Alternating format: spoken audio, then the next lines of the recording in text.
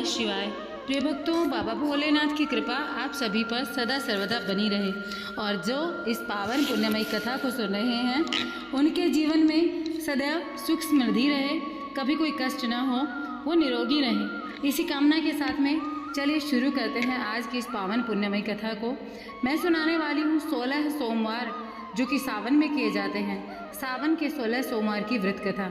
और आप लोगों को क्या करना है, कमेंट बॉक्स में लिख देना है ओम नमः शिवाय। और हाँ, कथा को अगर आपने सुनना शुरू कर दिया है पूरी सुनिएगा, पूरी कथा सुनने के बाद में ही और इस वीडियो को बंद कीजिएगा, क्योंकि किसी भी कथा को, जो भगवान की जो कथाएं हैं उनको पूरा सुनना चाहिए, बीच में छोड़कर पाप का भागी नहीं बनना चाहिए। देखिए, मृत्युलोक में भ्रमण करने की इच्छा करके एक समय श्री भोलेनाथ भगवान माता पार्वती के साथ मृत्युलोक में पधारे। भ्रमण करते करते दोनों विदर्भ देशांतर्गत अमरावती नाम की अति रमणीक नगरी में पहुँचे। अमरावती नगरी स्वर्ग के सदृश सभी प्रकार के सुखों से परिपूर्ण थी। उसमें वहाँ के महाराज द्वारा बनवाया हुआ अति रमणीक शिवजी का मंदिर भी था।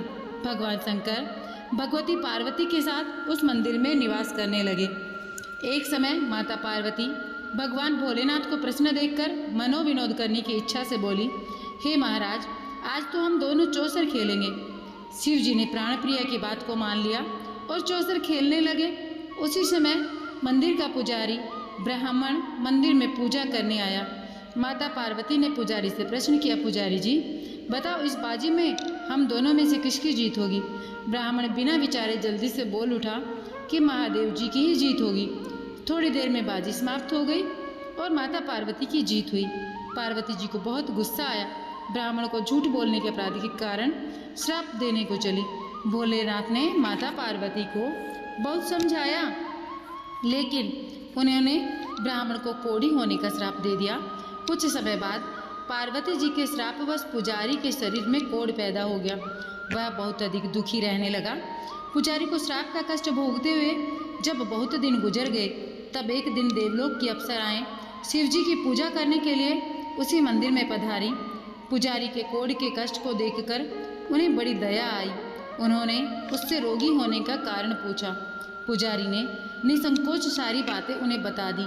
वे अप्सराएं बोली, हे पुजारी, अब तुम अधिक दुखी मत होना, भगवान शिव तुम्हारे सारे कष्टों को दूर कर देंगे।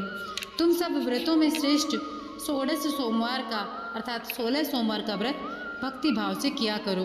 पुजारी ने अप्सराओं से नम्रतापूर्वक 16 सोमवार व्रत की विधि पूछी।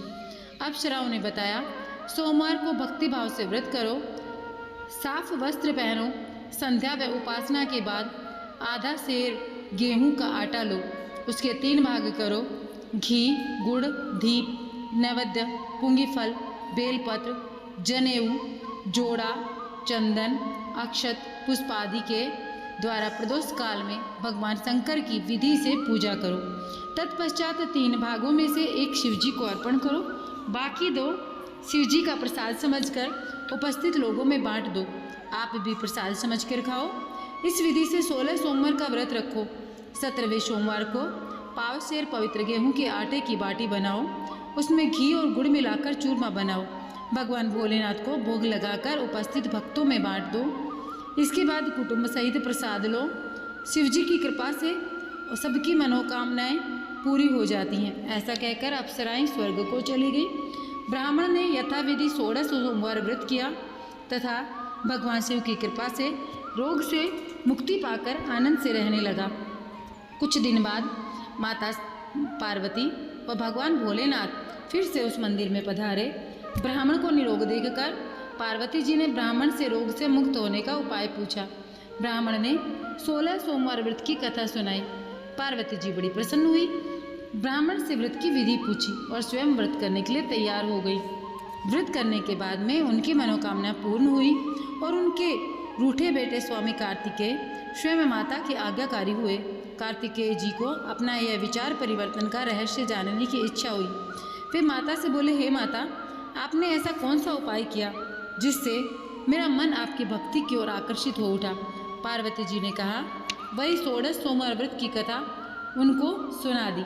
पार्वती जी जी के ऐसा कहने पर कार्तिकेय जी ने कहा, इस व्रत को मैं भी करूँगा, क्योंकि मेरा प्रिय मित्र ब्राह्मण बहुत दुखी दिल से प्रदेश गया है। मेरी उससे मिलने की बहुत इच्छा है। कार्तिकेय जी ने भी इस व्रत को किया। उनका प्यारा मित्र मिल गया। मित्र ने इस आकस्मिक मिलन का भेद पूछा तो कार्तिकेय जी बोले, हे मित्र, हमने तुम्हारे मिलने की इच्छा करके 16 सोमवार का व्रत किया था। अब तो ब्राह्मण मित्र को अपने विवाह की बड़ी चिंता हुई। उसने कार्तिकेय जी से व्रत की विधि पूछी और यथाविधि व्रत शुरू किया। व्रत के प्रभाव से जब किसी कार्य से विदेश गया तो वहाँ के राजा की लड़की का स्वयंवर था। राजा ने प्रण किया था कि जिस राजकुमार के गले में सब प्रकार श्रृंगारित हथीनी माला डालेगी, मैं उसी के साथ अपनी प्यारी बेटी का विवाह कर दूंगा। शिव जी की कृपा से वह ब्राह्मण भी स्वयंवर देखने की इच्छा से राज्यसभा में एक और बैठ गया। नियत समय पर हथीनी आई। उसने जयमाला उस ब्राह्मण के गले में डाल दी। राजा ने अपनी प्रतिज्ञा के अनुसार बड़ी धूमधाम से उस कन्या का विवाह उस ब्राह्मण के साथ कर दिया। वह ब्राह्मण को बहुत सा धन और सम्मान देकर संतुष्ट किया। ब्राह्मण सुंदर राजकन्या पाकर सुख से जीवन व्यतीत करने लगा।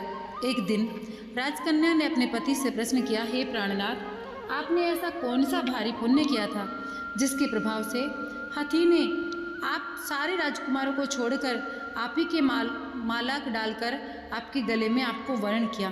ब्राह्मण बोला, हे प्राण प्रिय, मैंने अपने दोस्त कार्तिकेय जी के कथन अनुसार 16 सोमवार का व्रत किया था, जिसके प्रभाव से मुझे तुम जैसी रूपवान पत्नी की प्राप्ति हुई है। इस व्रत की महिमा सुनकर राजकन्या को बड़ी हैरत हुई। वह भी पुत्र की कामना करके व्रत करने लगी। शिव जी की दया से उसके गर्भ में एक अति सुंदर, सुशील, धर्मात्मा और विद्वान पुत्र उत्पन्न होता है।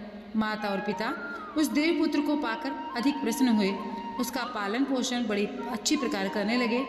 जब पुत्र समझदार हुआ, एक दिन उसने अपनी माता से प्रश्न किया, हे माता, तुमने कौन सा व्रत और तप किया जो मेरे जैसा पुत्र तुम्हारे गर्भ से उत्पन्न हुआ? उसकी माता ने 16 सोमवार की व्रत कथा पुत्र को बताई। पुत्र ने सब मनोरथ पूरे करने वाले इस सरल व्रत को सुना। वह भी राज्य अधिकार पाने की इच्छा से हर सोमवार को यथाविधि यह व्रत करने लगा। व्रत शुरू होने के बाद एक देश के वृद्ध राजा के दूतों ने आकर उसको राजकन्या के लिए वरण किया। राजा ने अपनी बेटी का विवाह ऐसे सर्वगुण संपन्न ब्राह्मण युवक के साथ करने का सुख प्राप्त किया। वृद्ध राजा के दिवंगत हो जाने पर इसी ब्राह्मण पुत्र को सिंहासन पर बिठाया गया, क्योंकि दिवंगत राजा की कोई पुत्र नहीं था। राज्य का राज्याधिकार होकर वह ब्राह्मण पुत्र 16 सोमवार का व्रत करता रहा। जब 17वां सोमवार आया तो विप्रपुत्र ने अपनी प्रियतमा से पूजन सामग्री लेकर शिव पूजा के लिए शिवालय में चलने को कहा, परंतु उसकी पत्नी ने उसकी आज्ञा की परवाह न की। दास दासियों द्वारा सब सामग्रियां शिवालय में भिजवा दी, परंतु स्वयं नहीं आई।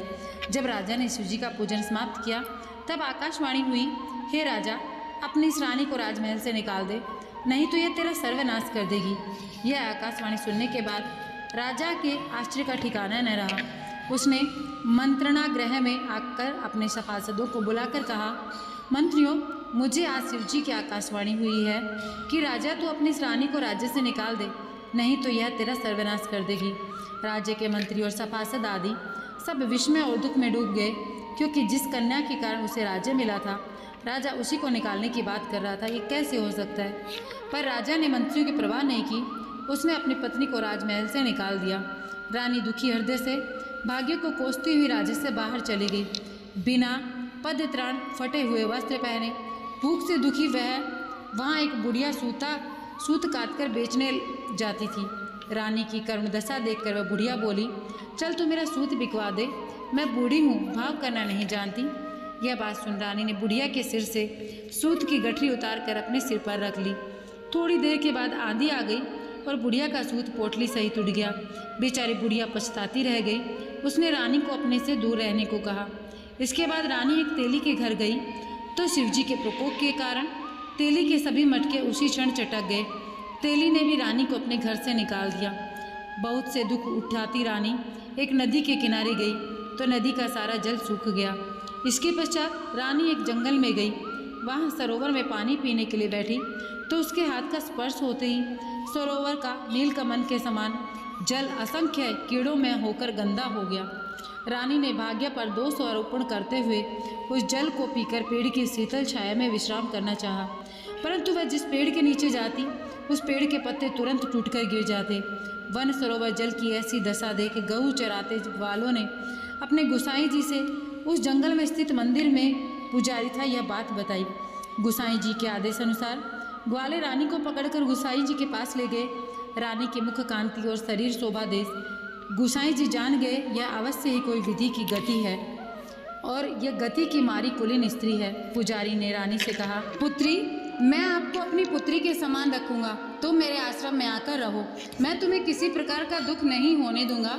गुसाई जी के वचन सुनकर रानी को धीरज हुआ, वह आश्रम में रहने लगी। रानी जो भोजन बनाती उसमें कीड़े पड़ जाते, जल भर कर लाती उसमें भी कीड़े पड़ जाते। रानी जी की यह दशा देखकर गुसाई जी बड़े दुखी हुए। रानी से बोले, है पुत्री, तुम्हारे ऊपर कौन से देवता का प्रकोप है जिससे तुम्हारी ऐसी हालत हुई है। पुजारी जी की बात सुनकर रानी ने शिवजी महाराज के पूजन का बहिष्कार करने की बात बताई तो पुजारी जी शिवजी महाराज की अनेक प्रकार से स्तुति करते हुए रानी से बोले, पुत्री, तुम सब मनोरथ पूर्ण करने वाले 16 सोमवार व्रत को करो, उसके प्रभाव से इस कष्ट से मुक्त हो सकोगी।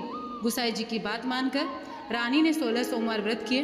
17वें सोमवार विचार आया कि रानी को गए हुए बहुत समय बीत गया और उस विचार के कारण, उसी विचार के प्रभाव से राजा का हृदय परिवर्तन हुआ और वह उसे ढूंढने लगा। यह सोचकर रानी को तलाश करते हुए राजा ने चारों दिशाओं में दूत भेजे। वे दूत रानी को तलाश करते हुए पुजारी जी के आश्रम में पहुँचे। वहाँ रानी को पाकर पुजारी से रानी को अपने साथ ले जाने का आग्रह करने लगे, परंतु पुजारी जी ने मना कर दिया। दूत चुपचाप वापस लौट आए और राजा को रानी का पता बताया। रानी का पता जानकर राजा पुजारी के आश्रम में गए और पुजारी से कहा, महाराज, जो देवी आपके आश्रम में रहती हैं वह मेरी पत्नी है। शिवजी के प्रकोप के कारण मैंने उनको त्याग दिया था, अब मैं भोलेनाथ की कृपा से उन्हें लेने आया हूँ। कृपया मुझे अपनी पत्नी को साथ ले जाने की आज्ञा दें। यह सुनकर गुसाई जी बड़े प्रसन्न हुए। उन्होंने रानी को राजा के साथ जाने की अनुमति दी। राजा बड़ी प्रसन्नता से रानी को महल में लेकर आए। सारे राज्य में उत्सव बनाए गए। चारों तरफ प्रसन्नता की लहर दौड़ गई। सारी प्रजा ने अपने रानी के आने पर खुशियां मनाई। राजा और रानी फिर नियम पूर्वक 16 सोमवार के व्रत का पालन करते हुए बहुत समय तक आनंद पूर्वक भूलोक पर निवास करते रहे। अंत समय में दोनों को मोक्ष की प्राप्ति हुई। इस प्रकार जो मनुष्य 16 सोमवार के व्रत को पूर्ण श्रद्धा पूर्वक करता है उसकी सभी मनोकामनाएं भगवान शिव जी की कृपा से पूर्ण होती हैं और उसे मोक्ष की प्राप्ति होती है। बोलो भगवान भोलेनाथ की जय हो। ओम नमः शिवाय। तो जी, आप सभी ने 16 सोमवार व्रत की यह पावन पुण्यमयी कथा अभी श्रवण की। अभी आप लोगों को कमेंट बॉक्स में लिखना है ओम नमः शिवाय या फिर हर हर महादेव। और अपने भोलेनाथ बहुत भोले हैं, सभी की मनोकामनाएं पूर्ण करते हैं। तो कथा को पूर्ण प्रसन्नचित मन के साथ में और श्रद्धा भाव के साथ में सुनना चाहिए। मैं मिलूंगी आप लोगों से एक नए वीडियो के साथ में। तब तक के लिए जय श्री कृष्णा, राधे राधे।